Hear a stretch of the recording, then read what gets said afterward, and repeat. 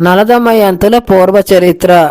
శౌనకాది మహర్షులకు సూత మహర్షి చెబుతూ ఉన్నారు. కైలాస పర్వతం దగ్గరలో ఆహుకుడు అనే బిల్లజాతి వాడు అతని భార్య ఆహుకుతో కలిసి పరమేశ్వరుని భక్తితో పూజిస్తూ జీవితం గడుపుతూ ఉండేవారు. ఒకరోజు వారి భక్తిని పరీక్షించుటకు పార్వతీ సమేతుడైన పరమేశ్వరుడు ముసలి సన్యాసి రూపంలో సూర్యాస్తమయ సమయంలో ఆహుకుడి ఇంటికి రాగా ఆహుకుడు తేనె, పండ్లను మొదలగు పదార్థాలను ఆహారముగా ఇచ్చారు.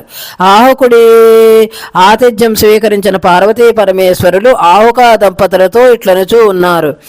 ఇక్కడ దట్టముగా అరణ్యము ఉన్నది. ఇక్కడికి దగ్గరలో పల్లె కూడా కనబడటలేదు. ఎక్కడికి వెళ్లాలో ఏమిటో అని అనగా వెంటనే ఆహుకుని భార్య పరమేశ్వర దంపతులతో మీరిద్దరూ లోపల ఉండండి అని చెప్పి ఆమె భర్తతో సహా అర్ధరాత్రి బయట కాపలా కాస్తూ ఉన్నారు. ఇంతలో ఒక పులి వచ్చి ఆహుకుడి మీద పడి మింగినది.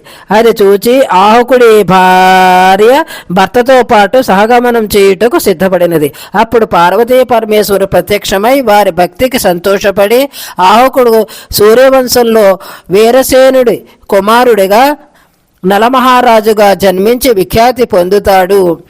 ఆహుకి విదర్భ మహారాజైన భీమసేనుడి కుమార్తెగా దమయంతి అనే పేరుతో విఖ్యాతి చెందుతుంది. నలమహారాజుని వివాహం చేసుకుంటుంది అని చెప్పి పార్వతీ పరమేశ్వరులు అంతర్ధానమైరి.